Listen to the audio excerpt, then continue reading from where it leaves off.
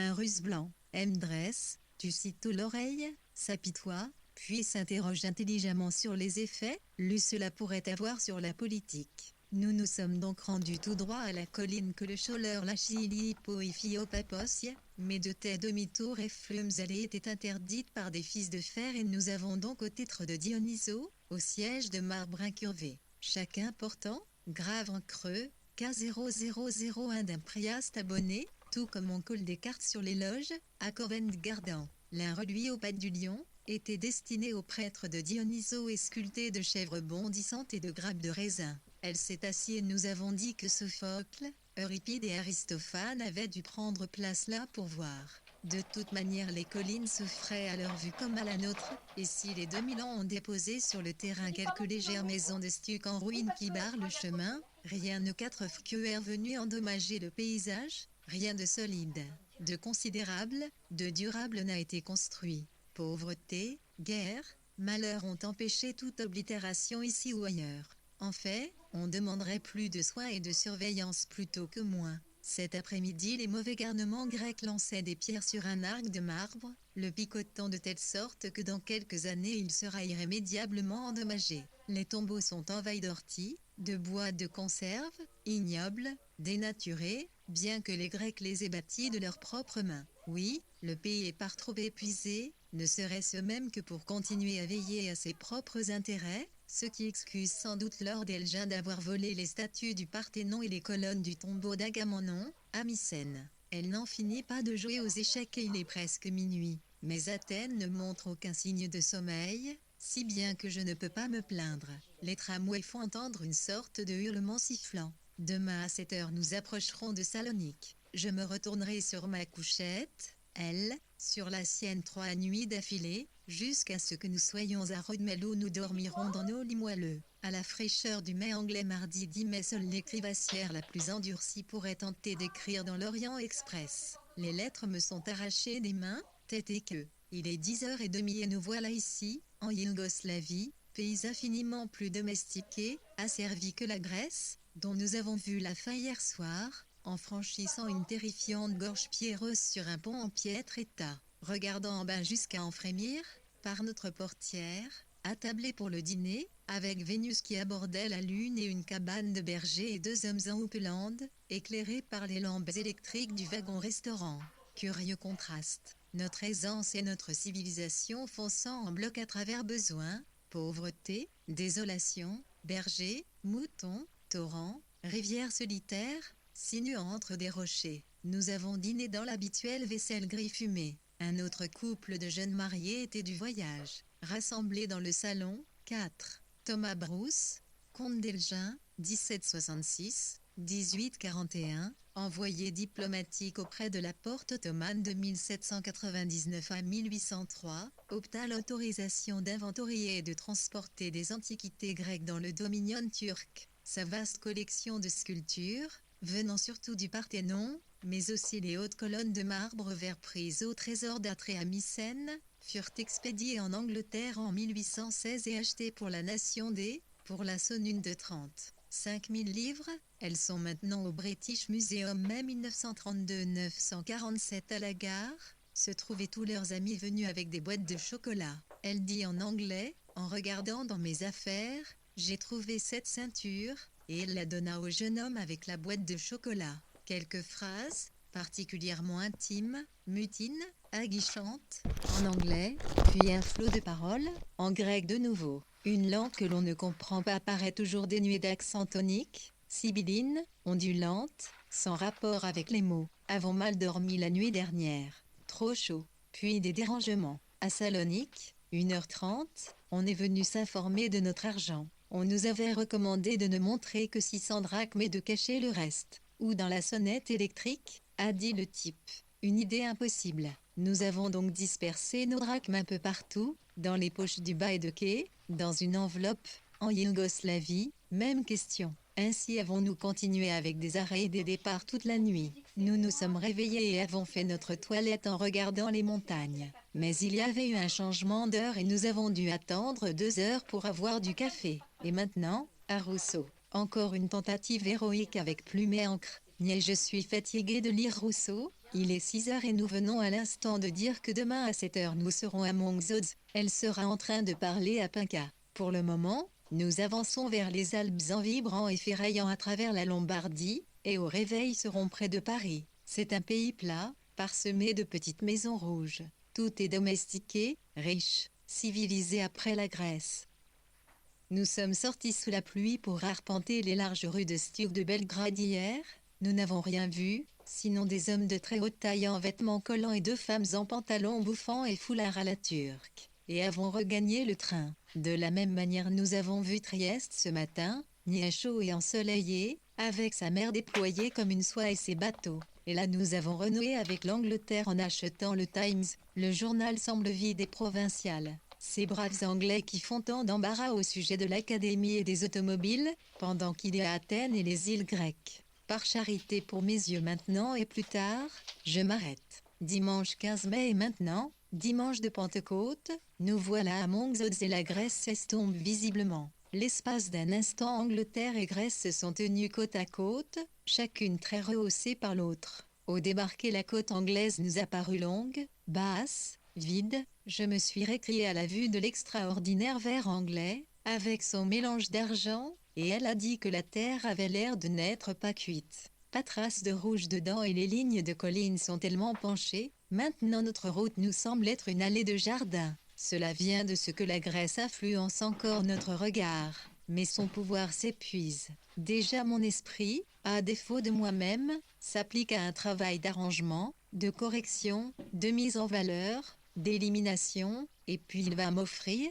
sans que je le lui demande, au cours d'une promenade, des visions d'Égine, d'Athènes, de l'Acropole aux piliers S, Pisa ASD, rue, Irita Mec, Urtutre Hugo Faoing Alcijot, 11001, 141 10, 11 No, Apo, NRSSAJD que 0 Oilri, Maclure Unia Lugofacio Pria Aswaino.9 Atteint GP Nrapu un Onio Edo intérieur, Unité 9, Olinta 4 Oed 1. Point non rue AIEAR 9 KO Pu Uela le Jura et PLUA 9 Insrio Azuo STMI, ITP Taluluatuaza Putosa Aptes AP.on, PI Romesilarer.opumo, S3U à 311 P 1103 livre 61 TCT. Cupitz Glom SRW à Alus 10.111 S Salon sur PSA 1100.1 Cric DVQS 9 Alt 3 au Sud Snous Tua Oyantuo 3 Soari Solin OM 40 AO Puolm Surf Mutuo Luno Capluo Plru Ozat Puo Orpli 9 Ilts 0 Sion Snoen Bestuolé un numéro 3 Azua Acele de l'Ursped Luoluatua Kain DPIR Sud Suez OM Ofslu en Luosas au Mideo AEA Undestp Sionas Nuantuan Ofningi. Olulin sua eda np urnrale en bonul appario a capsipsa anu oasioja et suderussan aux idauo stej ou nano antioleu, tucof mw 61 ipnaranzua et montio mo remarque mofo nbonan au symbel so. Destem lio tuar de gidanondo o 3 o sumuka mon âme lurio lumula optrulo du tt. P2 alt jot nra intraosizuo tnbod opualios pxo sur plurxolu au tedrio apua opio meneruano aol nosio, s sur l'osvirkia, poatgido, on sur a 0 tut priluatio amar du lourd toxo, atos josu au d0, 11 srdols olurnrola dur tnbo apruyunjiur à la astuapno strw ou l'unepal ouios 0 i 9 so anemoi atuo 9191 tr. C. L'homo aropeosaos atuino, obsopomo la alpatua latua alxo, peautam xnono iomo ioai premier, npioluioluts tunozono uio piopetaes, teo prumuona aldopus nio antopio donbon liotupio soa lombar messer dolso, des nujimbos lo 3 sana, au son soit sr des nuju wiltio sudanuosium la latua proive. NBAIRPLSH.opnlinu alaimano -10 au Népal loalium autaniurn prpuolo tunoluionium pauos sans LSOUR 41 141 EUI au NBFI 0.119112 ANS 0 li.111 Ios liomos noanofas ni loaliomos moiopetsodo en bonois au NBOF 9 Anoua paiement moaos ritancier SOAPT PSR des rues UAKNB, un TP, un SATNBAO, intelligence artificielle PUOSO LNE. Impstoi of Suoao Ruali 9 secondes CTNNMC Spisor ANB3Q. Ala NAGA Maiosa Opusituro Taozuna Ofeleso Ara Oteuazio Assembulso Apo Anole de Zito Nin Surpassi ou Ampsioa, 17J, Tpuac Arstopanarm Nurio ou ORLLSO Amb. Alalranoana point d'exclamation Musone industrielle à Wundkog la vie 4A. 48 1, A4 Nomu SRA la QPL, ESA. Alpeva et Puvu Népal PP, USIC, V, un Steve Ponvira Asnoal Juaim Pfiom Samedi NICR SAP 114A et Alzioi, PRULGEO Apur Nimitz Lotno SLLLX NUS, RN, 111 Nuriti Atrap DA la 91 TCRP Nuora, Croix 13 Axes. IDVI juge ici Osnina 91 OCR Olds affaire 4 JRMOS Latimp samedi.11 Oziod et Saud Priso Iwanos N3FONB0 N Elsace AEO TR Sud L5 Point ici ainsi Poimon sauté ALP MTO Morio Aneni Smiclio Issu Elosnua NB Népal Sluat Sopudu ZC6I8 et 6 mai 1932 949 jeudi 19 tu et voici une petite scène, que je vais écrire, étant plus qu'assommé de reprendre Dickens. Hier, nous rentrions en auto de Richmond. Comme nous approchions du pont de Mortlack, j'ai aperçu quelques têtes qui dansaient sur l'eau, dans la rivière. J'ai cru qu'il s'agissait de gamins qui se baignaient. J'ai trouvé cela bizarre, pourquoi se baigner le dimanche sous un pont ? Et puis j'ai vu un bateau qui ballottait sur le flanc, et puis une foule, et alors, additionnant 2 et 2, j'ai compris que cette scène muette, dansante, signifiait qu'il y avait eu là un accident. Nous avons fait halter mi-pied à terre pour observer 3 ou 4 personnes qui franchissaient à la nage, très lentement, tout habillées, les quelques mètres qui les séparaient de la rive. Puis on entendit comme un ronflement et un sanglot. Personne ne bougeait, personne ne manifestait d'émotion, d'activité ni d'amusement. Une femme échevelée, au visage rouge, flottait sur le dos et un homme la tirait et la poussait. Enfin ils atteignirent le bord, et on vit un homme d'un certain âge au regard brillant escalader la rive puis, ruisselant dans son pantalon noir qui lui collait aux jambes, courir vite jusqu'au parapet où il avait laissé son chapeau et son pardessus. C'était un spectacle ignoble, muet, que ce sauvetage héroïque. Des bourgeois tout endimanchés, immergés dans l'eau froide. J'ai songé à un tableau représentant un miracle, des gens qui flottaient vêtus de leurs plus beaux atours. Il y avait là une touche de grotesque, mais aucune d'effroi ni de sublime. Le bateau flottait sur le flanc, pareil à un billot. Puis nous sommes rentrés. Hilda est toute disposée à accepter. Et, comme il fallait s'y attendre, tard hier soir voilà qu'arrive John, qui renouvelle sa candidature. Le mélange de sensiblerie et d'âpreté au gain est bien bizarre, impitoyable et puis tout frémissant. Mercredi 25 mai j'ai maintenant terminé David Copperfield, et je me dis, ne pourrais-je m'échapper dans une atmosphère plus agréable, que ne puis-je m'épanouir embaumé, devenir une créature sensible et vivante. Dieu que je souffre, quel don terrible je possède de te ressentir avec intensité. Maintenant depuis notre retour, je suis roulé en boule, je ne peux pas retrouver la cadence, ne peux faire danser les choses, me sens terriblement détaché, vois la jeunesse, me sens vieille. Non, ce n'est pas cela. Je me demande comment supporter une année de plus ou peut-être 20. Je me dis, pourtant les gens vivent, suis incapable d'imaginer ce qui se passe derrière les visages. Tout m'est extérieur, dur. Moi-même un simple organisme qui reçoit des coups l'un après l'autre, l'horreur de ces visages durement marqués de rivière, à l'exposition des fleurs de Chelsea, le vide inepte de toute cette existence, ce dégoût de ma propre imbécilité, de ma propre indécision, la vieille impression d'une meule qui tourne, tourne et tourne sans raison, la mort de Lytton, celle de Carrington, un tel désir de parler à Lytton, tout cela tranché, tout cela qui s'en est allé, la lettre idiote d'Eddie 8, la mauvaise humeur et l'égoïsme d'Eddie, de John, la VW, finalement, ne devait pas inclure son David Copperfield dans le second comme il dit des lecteurs. L'essai, dans sa première version, avait paru dans la N.A. en 1925, à mais le journal d'un écrivain donne, à Rousseau, une année environ VW avait vu Eddie Sackville-West à une réception donnée par Adrien Stephan,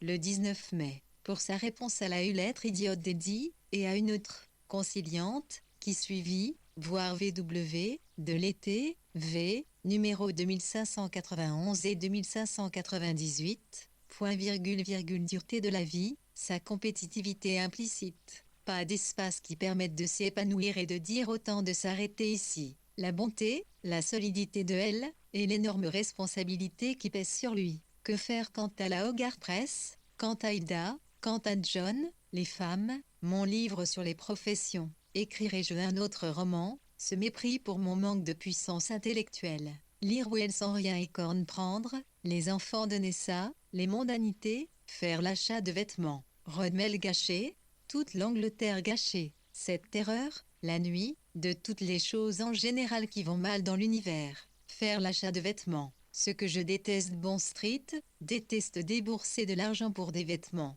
Pire que tout, il y a cette décourageante stérilité. Et puis j'ai mal aux yeux et la main qui tremble. Une remarque de Léonard me trotte dans la tête en cette période de vide absolu et d'ennui. On dirait que les choses ont mal tourné. C'était le soir où Carrington s'est tué. Nous suivions cette rue bleue, silencieuse, où il y avait des échafaudages. J'ai vu la violence et la déraison se croiser dans les airs.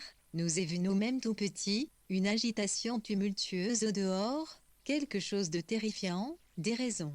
Tirerai-je jamais un livre de tout cela? Ce serait un moyen de ramener l'ordre et le mouvement dans mon univers. Jeudi 26 mai et voilà qu'aujourd'hui le poids qui me pesait sur le crâne m'a été brusquement enlevé. Je suis capable de penser, de raisonner, de suivre une idée et de me concentrer.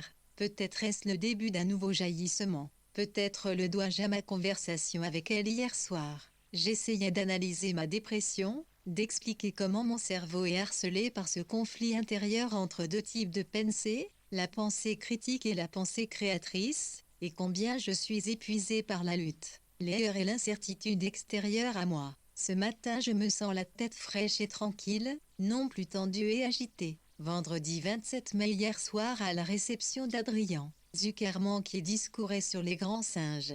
Doris Chapman assise sur le plancher. Moi appréhendant de voir entrer Eddie, je lui avais écrit une lettre cinglante, mais bien méritée. Adrien si bizarrement porté à évoquer ses souvenirs, il vous parlera de ses études, de la Grèce, du passé, comme si rien n'était advenu entre-temps. C'est un curieux trait psychologique chez lui que de s'attarder ainsi sur le passé, alors que son présent et son avenir se déploient tout autour de lui, comme en témoigne son titre. Et Karine qui est arrivée tard, bête de proie se débattant, jamais soutien ni réconfort, comme elle le sait sans doute, la pauvre, sourde, tordue, neuse, courtaude, trapue, effarée, elle ne s'abstient pourtant pas de venir. Dick Strachey 12. Tous ces éléments invariablement froids dans une confirmicis Ramsay Saying, Life Stands Still de Lighthouse, page 249. Et dans les promenades, Pile, VW, l'œuvre romanesque, I, Stock, 1979, page 465, Mrs. Ramsay 10 ans à la vie, arrête-toi,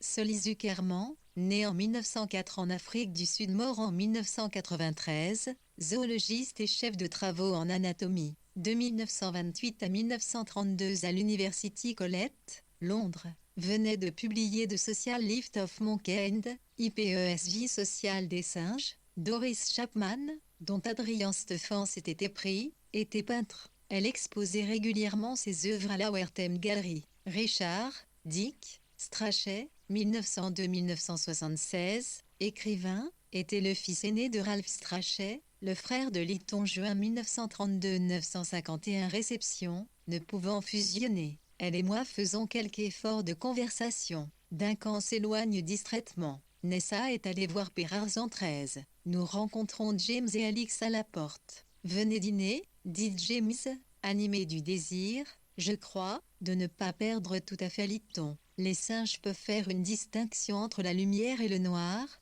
les chiens ne le peuvent pas. Tarzan s'inspire dans une grande mesure des singes hominiens. Il existe des bibliothèques où les gens peuvent emprunter des instantanés de bêtes sauvages. On se demande comment le combat avec le lion a été tourné. Est-ce du vrai? Il est probable que le lion a été drogué ou qu'on lui a rogné les griffes. Conversation sur la Grèce. Conversation sur l'Espagne. Dick a été pris pour un fantôme. Une impression de distance, d'éloignement. Adrien lugubre, poli, émacié, étiré en longueur, doctrinal, que seul y appelle Adrien, puis arrivent des femmes petites, au pas précipité, Huguet, je crois, sa femme. Nous nous volatilisons à 11h20, courtoisement remerciés de notre venue par Adrien. On se demande quel plaisir apportent ces réceptions. Un certain plaisir probablement, sans quoi ces singulières figures ne s'aggloméreraient pas. Journée de pluie battante et nous nous apprêtons à finir la semaine à Rodmel. Quant à la Hogarth, presse, nous devons voir mardi la bonne femme de Harold, et nous envisageons un nouvel arrangement avec John. Sans Hilda, mais avec des subordonnés compétents, Belcher reprendra son poste après ses vacances. Et maintenant, à d'autres articles. Mais je pense que j'en viendrai à bout en une quinzaine de jours. Mercredi 1er juin, jour du derby. Oh mon Dieu, je n'aime pas dîner chez Clive. Non, tout compte fait. Il est vrai qu'à 8h j'ai réussi à surmonter ma profonde agitation au sujet de ma toilette. Je ne mettrai pas ma robe neuve, me suis-je dit, pour ne pas risquer qu'on se moque de moi. Cette philosophie vacilla quand je suis arrivé devant chez Clive, à la vue de 2 voitures de 20 chevaux, arrêtées apparemment à sa porte. Et je me repris à osciller encore et à trembloter comme la flamme d'une bougie que l'on souffle quand, à mon entrée, je ne trouvais là que le poisseux, le crasseux, le bredouillant Rex Weasley. Je me suis demandé pourquoi j'avais, si peu que ce fût, fait des élégances. Puis Lord Cecil a fait son apparition, et Mrs. Kennel. C'était tout. Nous nous sommes donc mis à table, et que de fanfaronnades. Cliff faisait sonner les grands noms, évoquait des souvenirs concernant les Cécile et les Godolphin, les fiançailles de Jacques K.R. Martin et de Mary Baquet, et comment la duchesse sourde allait en gondole avec la non moins sourde Mrs. Baquet. Mais j'y suis allé de mes tours de passe-passe et j'ai sauté à travers les cerceaux pour apporter du renfort à Clive dans cette grande entreprise qui, je crois, visait à impressionner Mrs. Kennel. Pour sa part, elle n'avait à produire que des souvenirs des milieux diplomatiques de Tokyo. Clive s'étendait donc longuement sur l'ambassade à Rome et sur Lady, j'ai oublié le nom. Oh, bien le premier film si sensationnel de Tarzan, de A.P.E. May, avec Johnny Weissmuller et Maureen O'Sullivan. On le donnait à l'Empire dans Leicester Square. Des gitans espagnols l'avaient pris pour un animal mythologique, la moticra. Voir David Garnett, de Familiar Face, les visages familiers, paru en 1962, page 30. Richard Hughes, 1900-1976, l'auteur de Affligua in Jamaica, 1929. En novembre 1931, il avait écrit à VW au sujet des vagues. Les TMHP, Sussex. Il était marié depuis peu. Rex Weasley, voir 15 octobre 1931, note 8, 952 1er juin, 932 sur Cynthia Graham. Puis, me prenant à part après le dîner, il m'a mis en demeure de m'expliquer sur le compte d'Eddie et il s'est fait taquin et malveillant, et m'a dit vous ne voulez plus rien savoir une fois que vous êtes hors de vous, un point c'est tout. Maintenant, dites-moi la vérité. Vous vous êtes montré extrêmement désagréable avec Eddie, enfin, ces petits accrochages ne font qu'égratigner la surface. Et il y a eu des moments de conversation brillante et agile que j'ai appréciés durant lesquels je me disais qu'il valait bien mieux être là, à aiguiser mon esprit au contact de ces gens charmants, qu'être dans mon salon, à lire Rousseau. Puis j'ai changé d'avis, puis me suis de nouveau abandonné au courant, puis me suis échoué dans les roseaux. Oui, je crois que je n'aime plus les soirées que donne Clive, bien qu'elles soient passablement stimulantes. J'y ramasse trop d'épines, je ne sais trop comment. Cette manière oblique qu'il a de toujours vous faire payer quelque chose est exaspérante. Que lui ai-je donc dérobé il y a 20 ans pour qu'il ne trouve jamais que j'ai suffisamment payé ma dette? En tout cas, pourquoi ne pas refuser sa prochaine invitation pour me livrer à quelque incursion de mon côté? Les occasions ne me manquent pas. Mary, Christabel, Lord David ce soir, Peter Lucas, est-elle demain, etc. Jeudi 2 juin soirée chez Lord David hier soir. Presque la moitié de Londres à traverser. Soir de derby. Grosse automobile pleine de messieurs avec une fleur à la boutonnière. Une jeune fille en rose vif, traversant Shaftesbury Avenue, d'un pas léger, main dans la main avec un jeune homme, tout duvet et rose. Edward Square très vaste, très feuillu, très silencieux, géorgien, raffiné, avec ses blancs et ses verts, son unique gravure, mais rien de suffisamment affirmé pour mon goût. Lady Salisbury, par Sarge, au-dessus de la cheminée, un maître d'hôtel, un charreau, Lord David et Elizabeth Bow en causant au coin du feu, puis Puffin, puis John Sparrow, dîner pas fameux, maigre, court, et je me suis trop servi d'asperges. Conversation invariablement à droite, bienveillante, agréable. Le ton des Asquith et des Cécile, c'est bien vrai oui, je suis entièrement de cet avis, tellement différent de celui de Bloomsbury. Nous avons plus de consistance, nous, mais je ne me plains pas. Une petite palabre au sujet d'Eddie, ensuite sur les gens qui pleurent en public, au théâtre, au cinéma, aux moments tragiques. Sur le football, que Sparrow pratique. C'est un jeune homme robuste, qui vient d'être admis à plaider à la chancerie et qui écrit une biographie de Donne, le soir après dîner. Conversation sur Odin. Le grand dîner chez Clive eut lieu le 31 mai. Béatrice Odin, écrivain, avait épousé Mark Lubbock en 1930, la première Mrs. Kennel. Le couple n'allait pas tarder à se séparer, avait passé 18 mois au Japon, alors que son mari enseignait l'anglais à Tokyo. Mary Baker et sa mère étaient de riches américaines, qui vivaient et recevaient beaucoup en Italie. Clive avait vu souvent Mary au cours de l'automne précédent et du printemps dont il avait passé une bonne partie à Venise, où elle louait un palazzo, et à Rome. John Godolphin Osborne, 1901-1963, marquis de Carmarthen, avait succédé à son père au titre de duc de Leeds en 1927. On se maria 3 fois, n'est jamais avec Mary Baker. Lady Sybil Graham était la femme de Sir Ronald Graham, ambassadeur de Grande-Bretagne à Rome de 1921 à 1933. Le portrait de la mère de Lord David Cecil, par Sarge, est un dessin au fusain l'honorable Anthony Puffin Asquith, fils unique de Herbert Margot Asquith, comte et comtesse d'Oxford et Asquith des Ponts 1925. Était un cinéaste metteur en scène. La chancerie est une des divisions de la haute cour de justice. John Sparrow, 1906-1992, avait annoté et préparé pour la publication les dossiers de Donne, 1923. Il faisait partie du corps enseignant d'Aïssou depuis 1929. Il devait plaider à la chancerie de 1931 à 1939. Juin 111 1932 953 et Naomi Michizori, la critique qu'elle vient de donner d'Oden, Eschyle et toute la bande, elle lut à haute voix. Il paraît qu'elle est allée à une soirée avec des épis de blé dans les cheveux, que le groupe dont elle fait partie jette les gens par terre, qu'ils vivent tout comme des cochons à l'hôtel Ellis PB, qu'elle adore prendre des pauses, qu'elle écrit. Mais, selon David, rien de bien grande valeur. Puis nous avons parlé des mouvements de jeunesse cri-Allemagne, des mauvaises gens de l'INSEE qui aiment avoir des poux dans la tête, de Muri, et j'avais mis ma robe neuve, trop blanche et trop jeune, peut-être. Et puis nous avons traversé Londres pour rentrer et maintenant il faut que j'aille faire ma toilette pour déjeuner avec Ménard et Bernard Shaw. Et, misère de misère, pas une idée dans ma tête ni la moindre envie d'être brillante. Vendredi 3 juin. Je n'aime pas les vieilles dames qui s'empiffrent. Voilà mon commentaire sur Ethel Smith d'hier soir et sans doute est-il sévère. Mais elle a bruyamment mastiqué, broyé et bataillé avec son canard, et puis, ayant trop mangé, a dû rentrer chez elle. Mon commentaire sur les Shaw, il a dit « Je ne raffole pas suffisamment de moi-même pour aspirer à l'immortalité. J'aimerais être différent. J'aimerais être un musicien virtuose ou un mathématicien. Je ne tiens donc pas mon journal. Je détruis toutes mes lettres comme l'a fait un blanc dans le manuscrit. Il avait reçu des lettres de tous les grands hommes. Il les a emportées dehors, dans son jardin, pour les brûler. Mais je n'ai pas pu brûler les lettres des Lantéry. Elles étaient des œuvres d'art. Autant brûler une page de Psautier de Luttrell. L'écriture en soi était une œuvre d'art. Elle les griffonnait, sans jamais hésiter sur une phrase.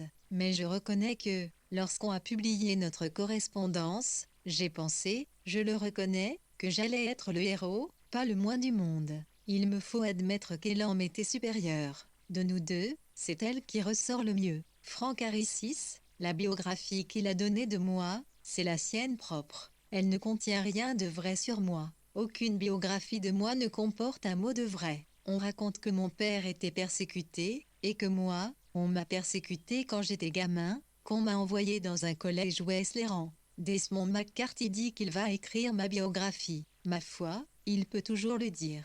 Il vient me trouver, et c'est lui qui parle. Je ne peux pas encore dire la vérité sur moi-même. Les Webb avaient l'air solitaires, je ne sais trop pourquoi, lors de leur départ pour la Russie. Ce n'est pas qu'il ait vieilli lui, non, je ne trouve pas. Je me suis toujours querellé avec les Webb, voyez-vous. Webb possède à un point prodigieux la faculté d'absorber l'information. Il aurait pu aller à Oxford, aurait relevé quelque irrégularité dans les statuts, en aurait apporté la preuve aux examinateurs. Mais il n'est pas allé à Oxford.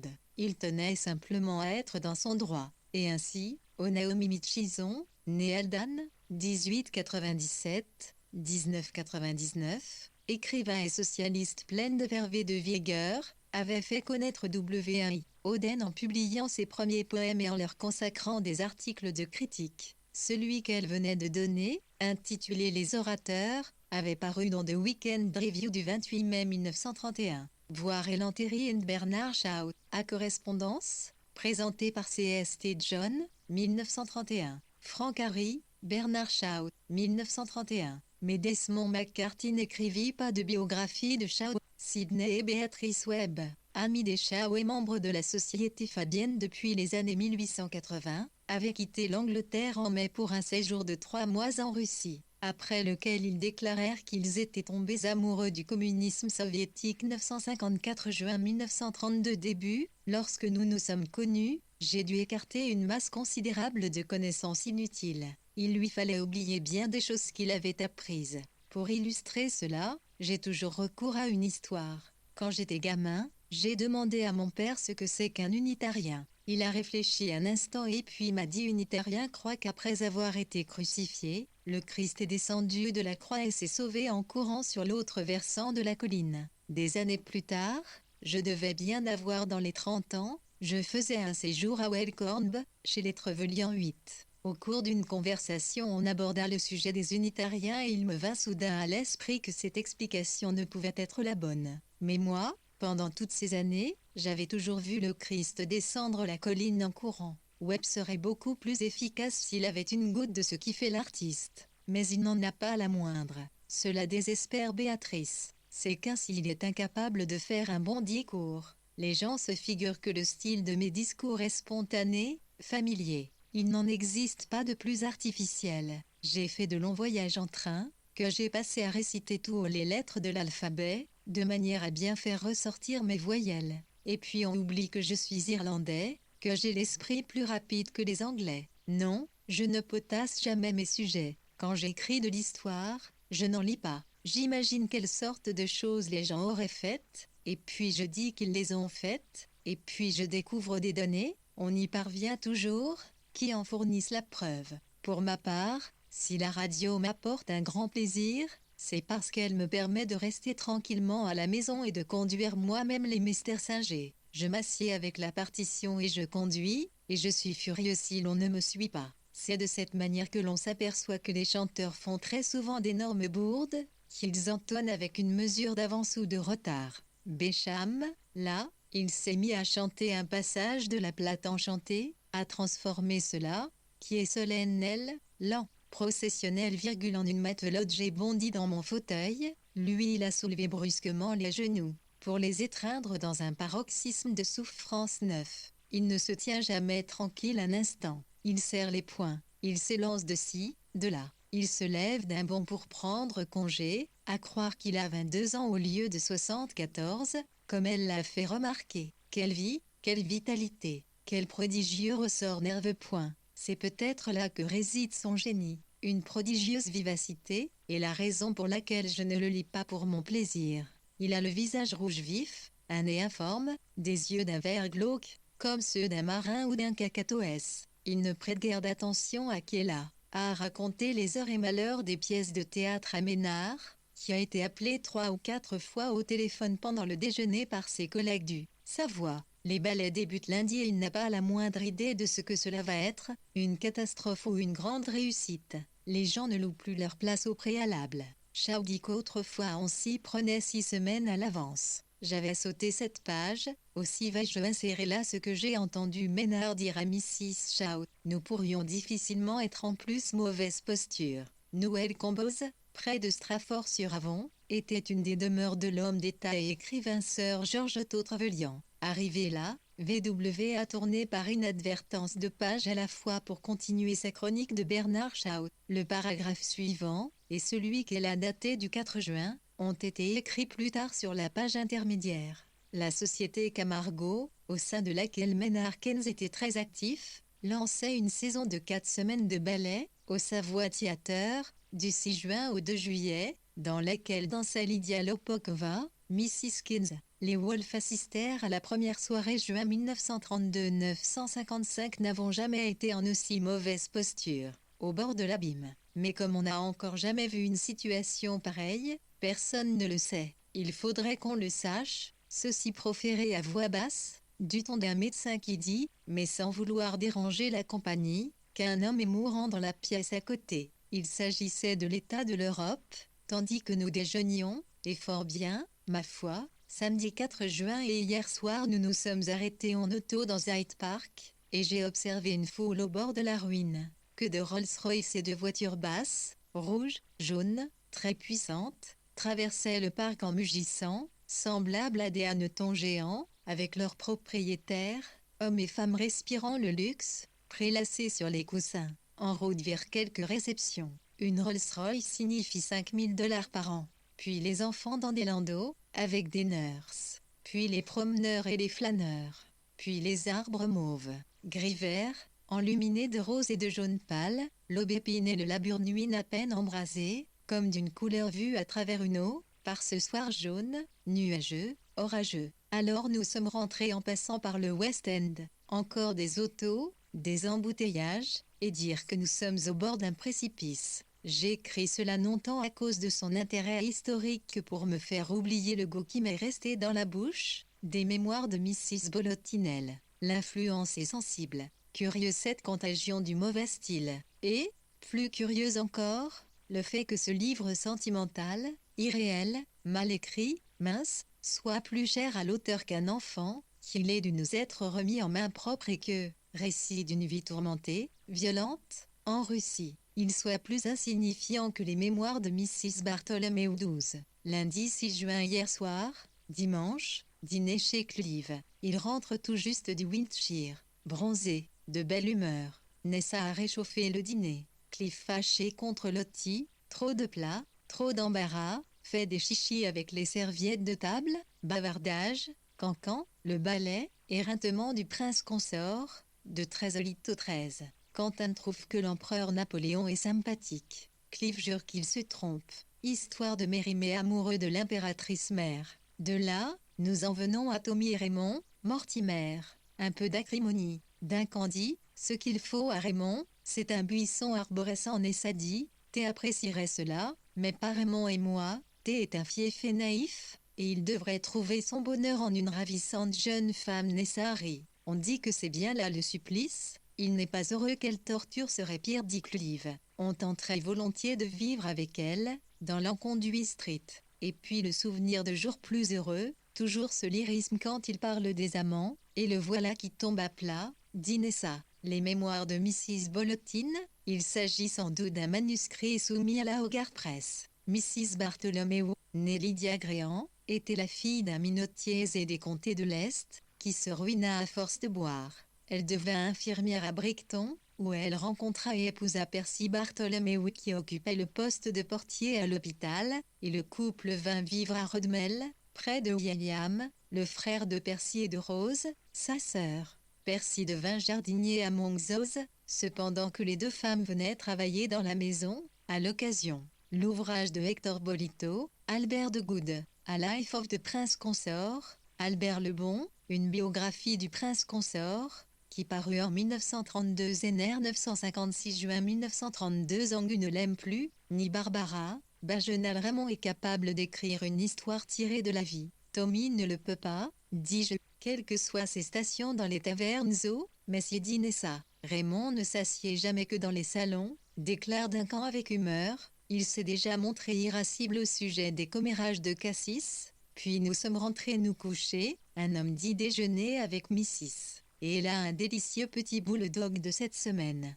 Dimanche 12 juin nous rentrons d'une bonne fin de semaine à Rossimel, une fin de semaine sans conversation, puisque nous nous sommes aussitôt plongés dans de saines et profondes lectures, et puis dans le sommeil, clair, transparent, tandis que dehors le buisson d'aubépine est pareil à une vague qui se brise, et le jardin rien que tunnel vert et tertre de verdure, puis s'éveiller dans le jour calme et chaud, sans jamais l'obligation de voir quelqu'un, sans jamais être dérangé, le lieu à nous seuls au long des heures. Pour célébrer l'occasion, j'ai acheté un petit bureau et elle une ruche, et nous sommes allés au lait en auto, et j'ai fait de mon mieux pour ne pas avoir les hangars de ciment. Les abeilles essaimaient. Assis après le déjeuner, nous les avons entendues dehors, et le dimanche, elles étaient là de nouveau, accrochées, formant un sac frémissant, d'un brun noir brillant, à la pierre tombale de Mrs. Thompson.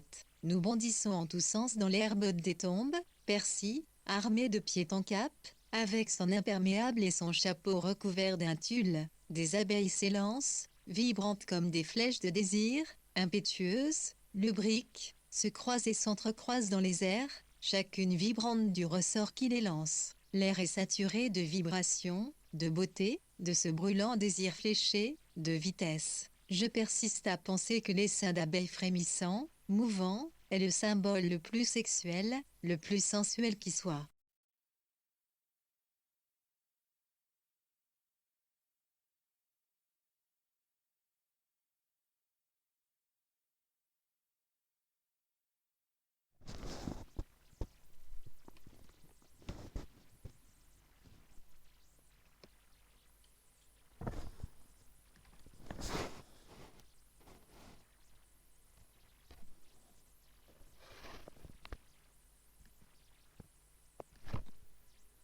Dans l'herbe des tombes, Percy, armé de pied en cap, avec son imperméable et son chapeau recouvert d'un tulle, des abeilles s'élancent, vibrantes comme des flèches de désir, impétueuses, lubriques, se croisent et s'entrecroisent dans les airs, chacune vibrante du ressort qui les lance. L'air est saturé de vibrations, de beauté, de ce brûlant désir fléché, de vitesse. Je persiste à penser que l'essaim d'abeilles frémissant, mouvant, est le symbole le plus sexuel, le plus sensuel qui soit. Nous sommes rentrés en traversant des brumes, des tunnels, des cavernes de verdure, avec dans les jardins, des remparts de verre rose et jaune, les rhododendrons. Sommes allés chez Nessa. Adrien a dit à Karine qu'il voulait une séparation. Elle fait des objections. Ils doivent, dit-il, commencer à l'automne à vivre chacun de leur côté. La semaine dernière a été une terrible bousculade. Oh, tant de gens. Entre autres Doris Chapman et Adrien.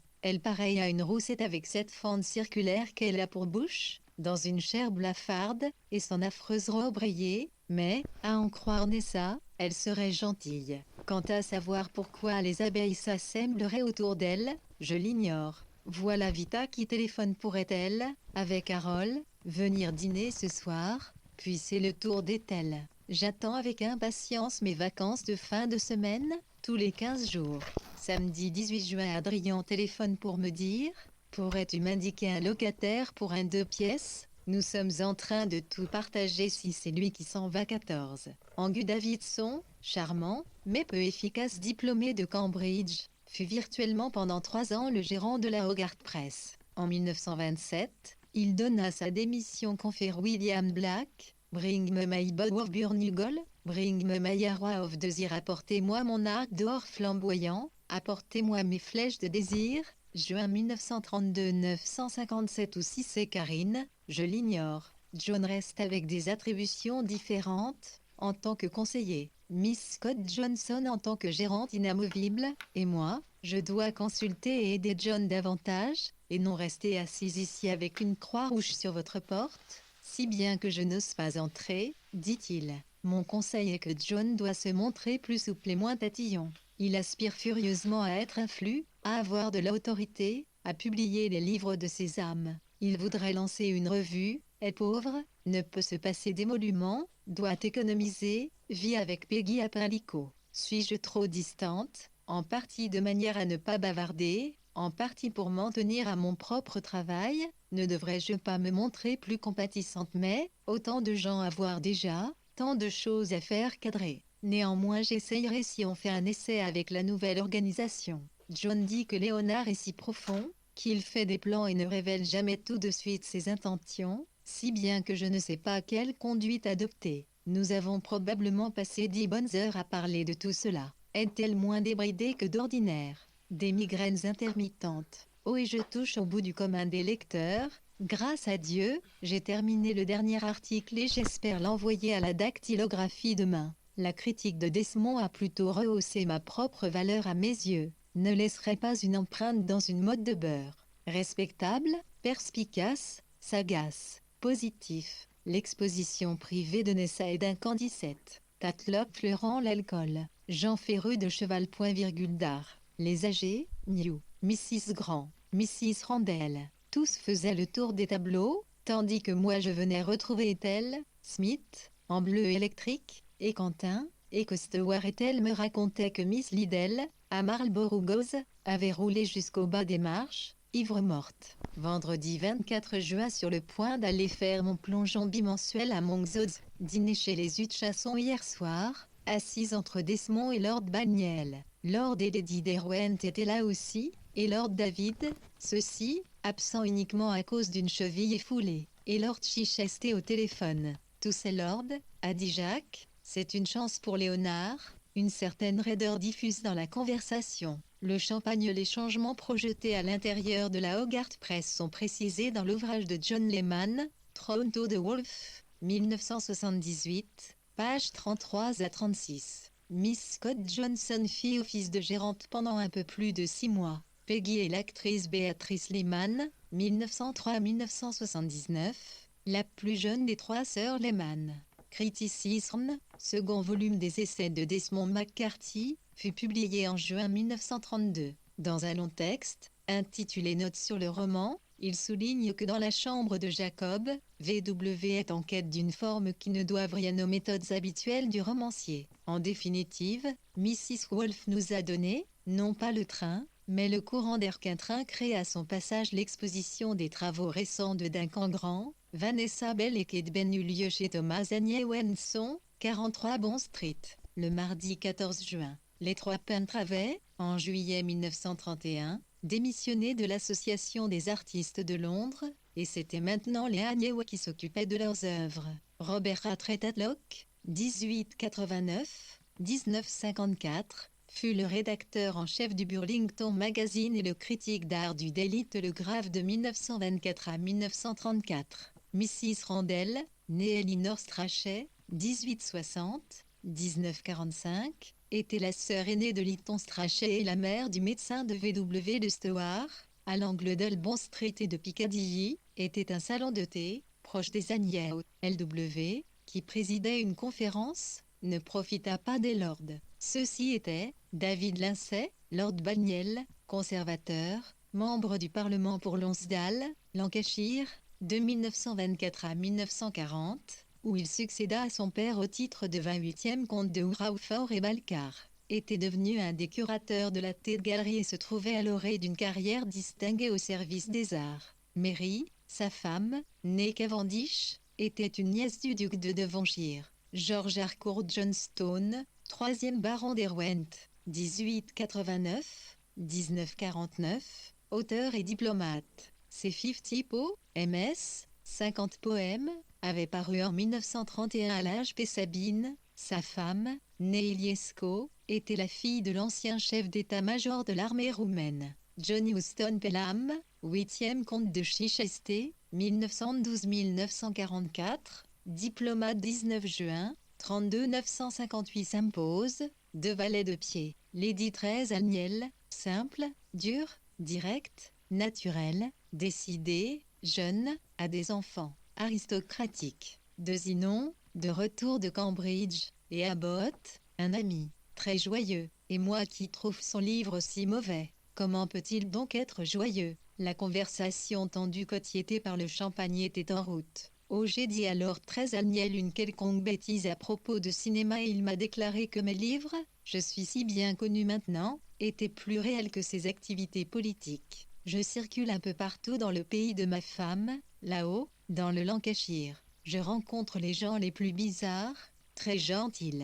Nous discutons. Je dois prendre la parole à une vente de charité sur l'attitude chrétienne vis-à-vis du chômage, ce qu'elle implique. Je n'ai donc pas beaucoup de temps pour voir des films, mais David, Cécile et moi avons toujours aimé le cinéma, même a-t-on déjà, Lady Derwent, roumaine passionnée, silencieuse. Jacques parle de rien avec Lady Bemery, s'étend longuement sur le chapitre du Sadley Swell, en s'adressant à Bay sur Courtauld. B fumait un cigare. D disait ce que l'on ressent lorsque l'on a mal au cœur. Ensuite sommes allés au zoo. Une brume se levait. Des ours blancs, étirés comme des personnages du Gréco, viande puante tendue presque sous mon nez. Un gardien, mordu par un ours, a eu un bras arraché. Des ours sont plongés, explosion blanche. Lampions rouges et jaunes, musique au loin. Les otaries s'élançant comme des torpilles pour surgir brusquement sur les rochers, en robe de soie. L'ours aveugle, avec un œil blanc, tout gonflé, oiseau qui volait sous une verdure de plomb, bébés otaries pareils à des chiots. Mary a donné un pourboire à l'employé. C'est sa réaction sexuelle. À la maison avec Desmond jusqu'à 1h.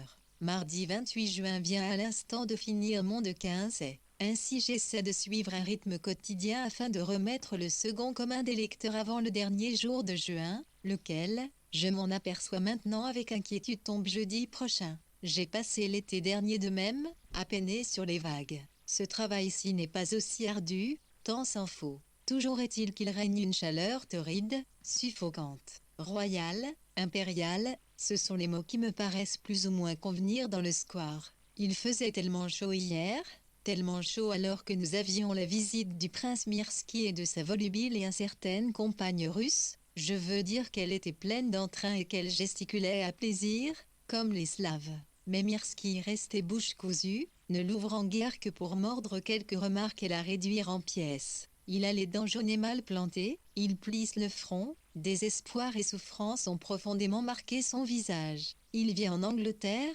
dans des pensions de famille, depuis 12 ans, maintenant il retourne en Russie à tout jamais. Et moi, qui regardais son regard s'éclairer puis s'éteindre, je me disais, il s'agit du Sadley Swell Theatre, créé en 1931, au nord de Londres.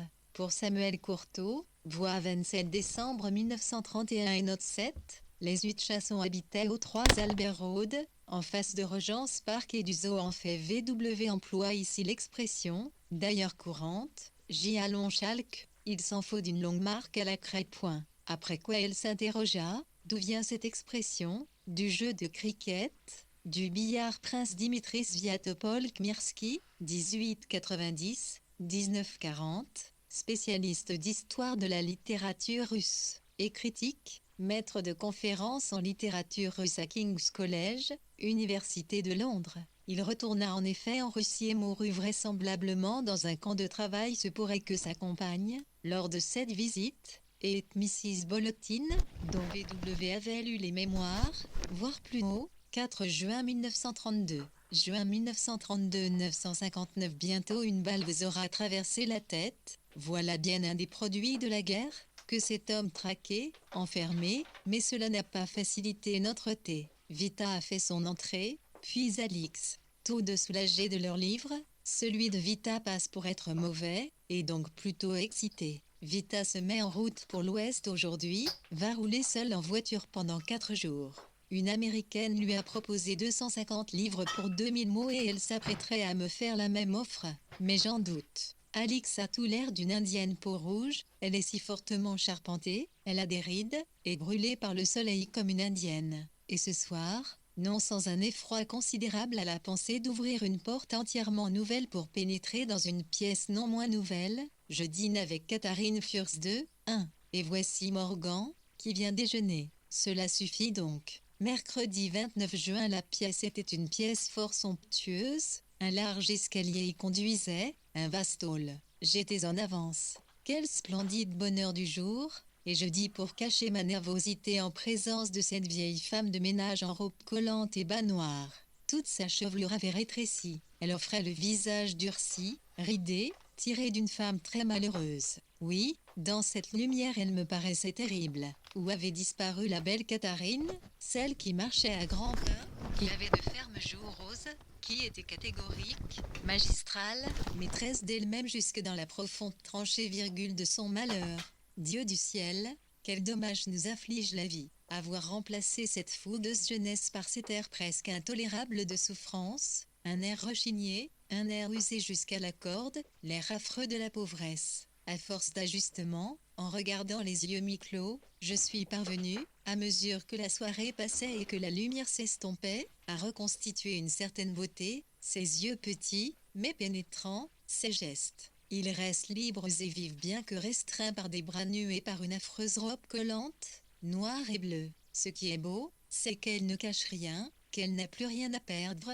qu'elle a été essorée et calandrée au point d'en perdre toute douceur et sensibilité. Son visage est pâle aussi, pourtant elle a présidé sa table, la sienne et celle de Follette, avec sa maîtrise de jadis, mais comme si rien ne lui donnait le moindre plaisir. Elle ne s'est jamais détendue, n'a jamais, de toute la soirée, perdu son air de souffrance. Durcir, émousser, épaissir, voilà le pire dommage que la vieillesse, et je crois bien qu'elle n'a guère que 8 ans de plus que moi, puisse infliger. Tout cela vient-il de la mort de Charles? Sinon, de quoi? La conversation jaillissait et s'éparpillait. Un vieux moulin à poivre, sec, précis, du nom de Cabot, professeur à Harvard, sa très vague épouse, Emery Follette, verbeuse, prolixe, composait la réunion, et, assis là, nous avons laissé la lumière tourner au gris, au froid et laissé livre ou ces manuscrits qui avaient été déposés à l'HP,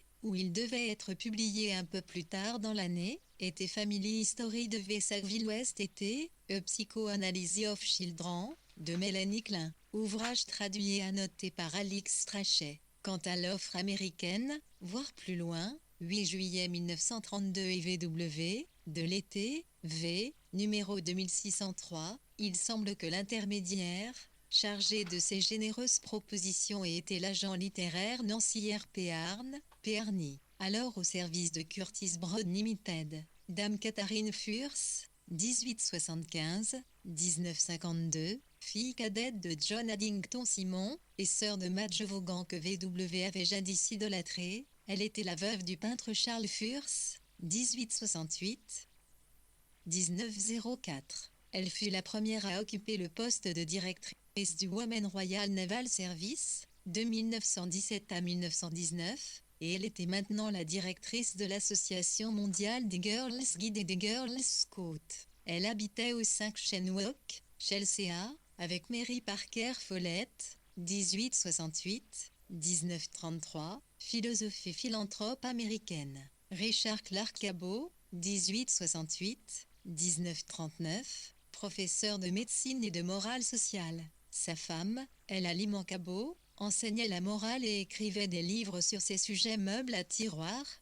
tout vieux et laids, devenir imprécis. Dans ma consternation à vue de Catherine, n'entrait-il pas le sentiment que j'ai cet aspect-là, moi aussi, peut-être? Et puis elle est arrivée, en complet gris et cravate bleue, bronzée par le soleil, j'ai senti que nous sommes encore vigoureux et jeunes. Alors nous avons embrasé Catherine, la vieille femme, sur le seuil. Oui, la dernière fois que nous nous étions revus, elle conduisait une charrette anglaise, c'était par une froide journée d'hiver, elle allait au dock voir les richesses accumulées. Dimanche 3 juillet, chaque fois que je suce mon stylo, j'ai les lèvres toutes tachées d'encre, et je plus d'encre pour remplir mon encrier. Il est 12h10, et je viens à l'instant de finir hardi et je me promets d'en avoir fini aussi avec le commun des lecteurs mercredi prochain. Et nous sommes aujourd'hui dimanche. Hier soir à 10h le Zeppeli est passé avec un cordon de lumière qui lui pendait du nombril. Cela m'a consolé de n'être pas allé à la dernière soirée des ballets Camargo. J'ai maintenant débarrassé ma table, dont John hérite en mon absence, et devrais m'attaquer à C.H. Rossetti. Mais, mon Dieu, comme on en vient à se lasser de sa propre écriture. Mercredi 6 juillet, nous sommes aujourd'hui mercredi, et le commun des lecteurs, je l'avoue, n'est pas tout à fait terminé. Mais c'est aussi que j'ai dû réécrire en entier le dernier article que j'avais cru si bon. On ne me reprendra pas de sitôt à rassembler un autre chope d'articles.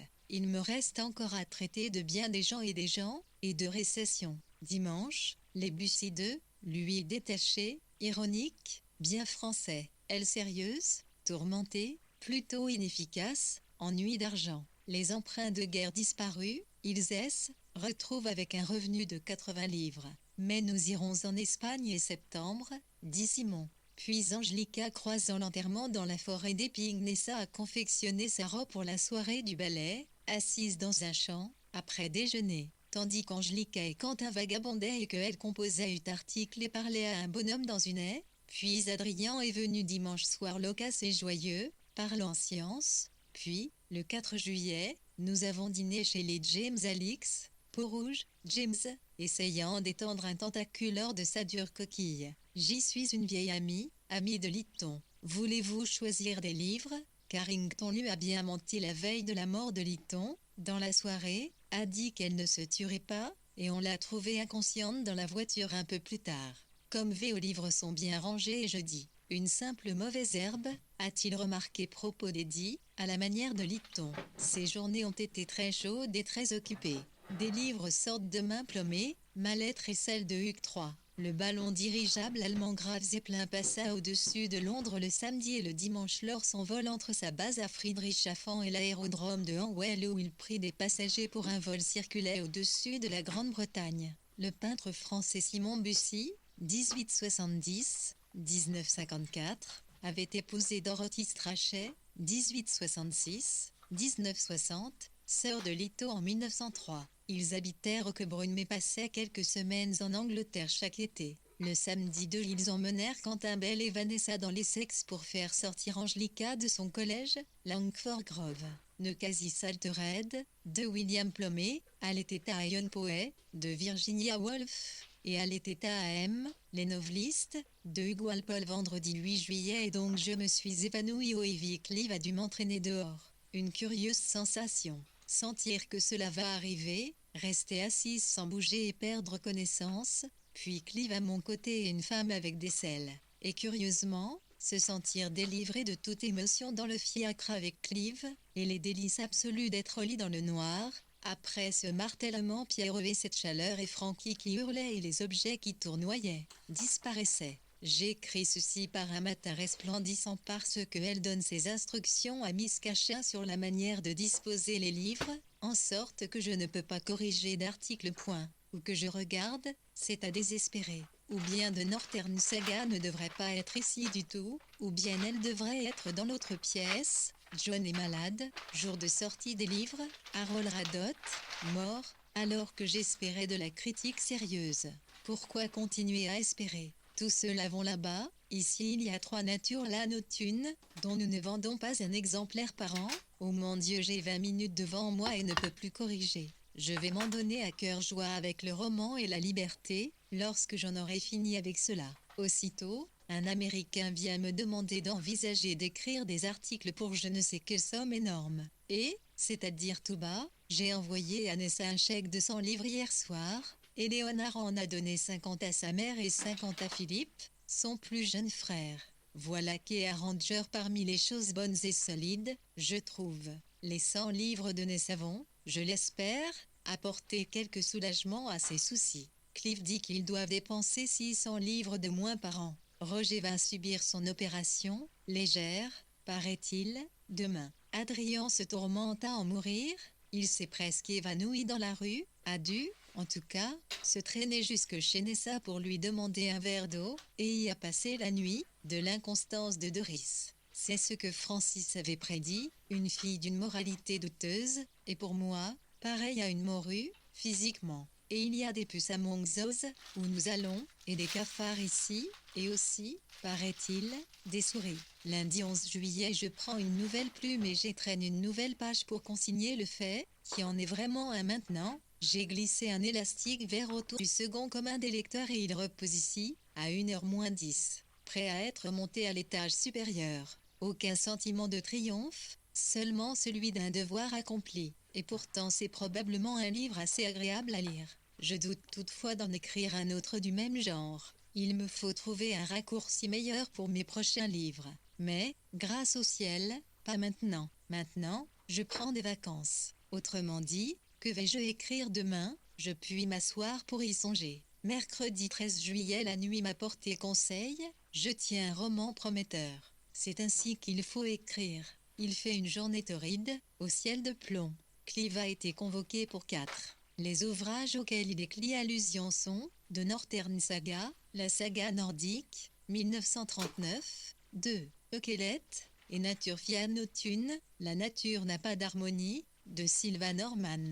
La critique donna Harold Nicholson de la correspondance de VW et de Ugly Walpole partie dans le NSCN du 9 juillet 1932, 962 19 juillet, 32 conduire Mary L3 à quai au Claripe, trouvez pas trop frivole, j'avais beau savoir qui viendrait, quelle jolie dame, nous avons du Morgan à la place, changement tout au goût de elle presque notre dernière réception. Je rumine comme d'habitude le moyen d'améliorer mon sort. Je vais commencer par n'y promener seul dans Regent's Park cet après-midi. En somme, pourquoi faire une chose si l'on n'en a pas envie? Par exemple acheter un chapeau, ou lire un livre.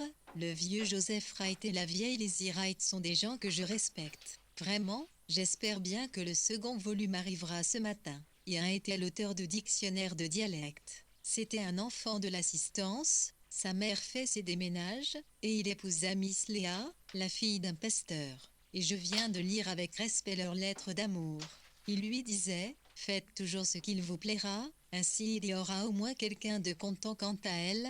Envisageant d'épouser Joey, elle lui disait, faites que les détails fassent partie d'un tout et que les proportions soient juste curieux comme il est rare de rencontrer des gens qui disent des choses et qu'on aurait pu dire soi-même. Leur attitude envers la vie rappelle beaucoup la nôtre. Joey était un homme épais et trapu. Par certains côtés, disait-il, je suis unique. Il nous faut laisser à la postérité quelques témoignages sur Joey et sur Lizzie. Il fit venir à Oxford sa mère, cette vieille travailleuse.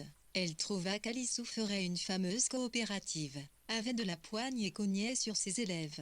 Quant à sa conception du savoir, j'aimerais parfois être savante moi-même, savoir ce qu'il en est des sons et des dialectes. Mais quelle en est l'utilité? Je veux dire qu'enfin, si vous avez cette idée en tête, pourquoi n'en pas faire quelque chose de beau? Oui, mais le triomphe de la connaissance, c'est qu'elle laisse quelque chose de solide à jamais. Tout le monde sait ce qu'il en est des dialectes grâce à son dictionnaire.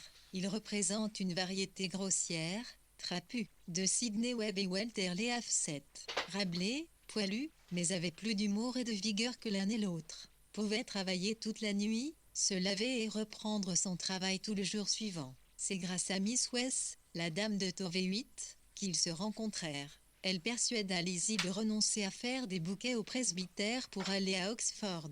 Elle avait du caractère, ne voulut pas accepter l'offre d'un travail que lui faisait Joey, parce que cela lui donnait l'impression d'être un ours au bout d'une chaîne. Mais elle l'épousa. Il s'était égaré dans les bois aux alentours de Virginia Ouaté en 1896, s'était assis sur un banc et connurent une heure de grand tourment, après quoi elle l'accepta. Ils montèrent dans la voiture d'un boulanger qui les ramena à Miss West. L'histoire est passionnante. Joey savait tout ce qui concerne les domestiques. Joey avait appris seule à lire à 14 ans. La jeune dame était Rosamond Lehman. Elle était invitée à dîner chez les Wolfe avec Forster. W a aplomé 20 ensuite. VW lisait la vie de Joseph Wright, rédigé par sa femme et publié en 2 volumes en 1932. Joseph Wright, 1855-1930, compila le dictionnaire du dialecte d'Angleterre en 6 volumes, de 1896 à 1905. De 1,01 à 1925, il fut professeur de philologie comparée à l'université d'Oxford.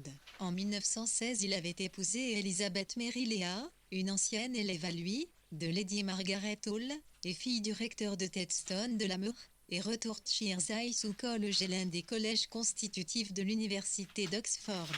Sa singularité tient au fait que tous ses membres font partie du conseil dirigeant le collège. Appartenir à High est vu au Royaume-Uni comme l'un des plus grands honneurs universitaires. Walter Leaf, 1852-1927, humaniste, spécialiste de Murray, à partir de 1919, président de la Banque des Westminster, était le mari de Charlotte, Lutta, Signon, sœur de Madge Vaughan et de Catherine Furse. Donald Francis Tovey, 1875-1940, l'une des plus grandes personnalités du monde musical de son temps, professeur de musique à l'université d'Édimbourg de I.N. à 1940. Boursier de Balliol College, Oxford, en 184 pieds, il devait son éducation au professeur Miss Sophie West, 1852-1945, qu'il avait virtuellement adopté et qui encourage ses dons précoces et remarquables. 1,1111. 1932 963 pour 2 pence par semaine dans une chambre, il apprenait à lire aux gamins des fabriques. En apparence un homme morose, mais d'une grande sensibilité. Enfin, j'ai senti, et c'est un témoignage en faveur de Joe et de Lizzie, que j'aurais beaucoup aimé les connaître, que maintenant j'aimerais pouvoir lui écrire. Un beau visage, aux grands yeux brillants. Oui, mais qu'arrive-t-il dans le volume de Gerdy 14 juillet? Immunité me suis-je dit il y a une demi-heure étendue, dans ma chaise longue. C'est là l'état dans lequel je suis, où j'étais. Et c'est une sensation bénie, paisible, satisfaisante, sans défaut. Être immunisé, c'est être à l'abri des frictions, des chocs, de la souffrance. Être hors de portée des flèches, avoir assez de ressources pour vivre sans rechercher la flatterie, le succès, n'avoir pas besoin d'accepter les invitations, ne pas se soucier que d'autres soient loués. Éprouver ceci, m'asseoir pour respirer derrière mon écran, seul, est suffisant, être forte, satisfaite, laisser Nessa aider partir pour Paris, sans éprouver d'envie, sentir que personne ne pense à moi à cet instant,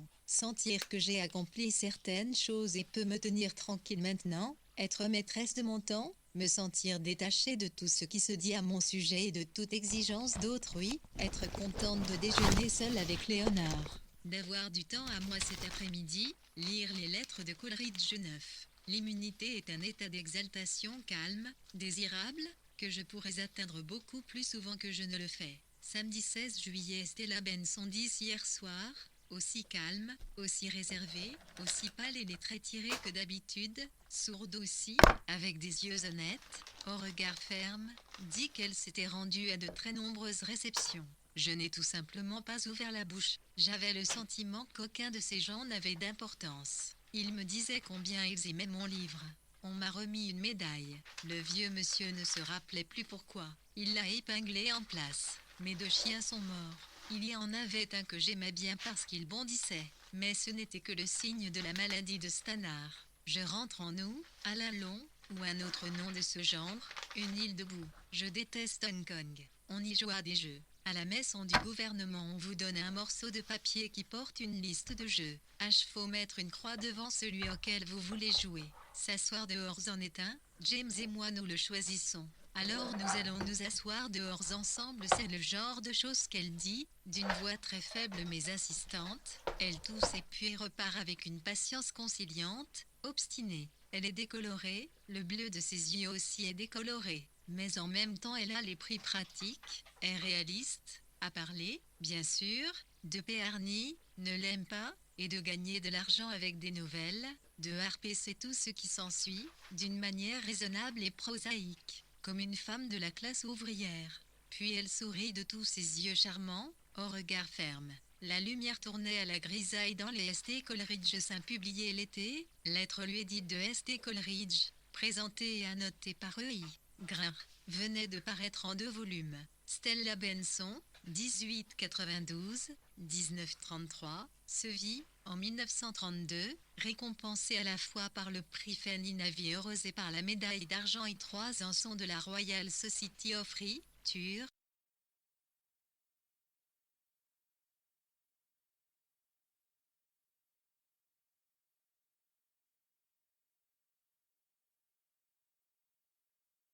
Exemplaire des vagues. Lundi 18 juillet, Clive et Mary Baquet hier soir. Clive se penchant sur son étui à cigarette, allant lui chercher son manteau noir, coûteux, tout cela forcé, incroyable qu'on puisse passer plusieurs semaines avec elle.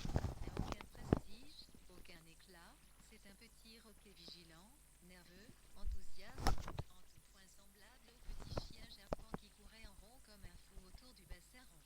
Nessa le lendemain, en allant au magasin de tapis, a dit « Ah oui, mais pense un peu au canot à moteur jeudi 21 juillet. Oh mais je suis si fatiguée point.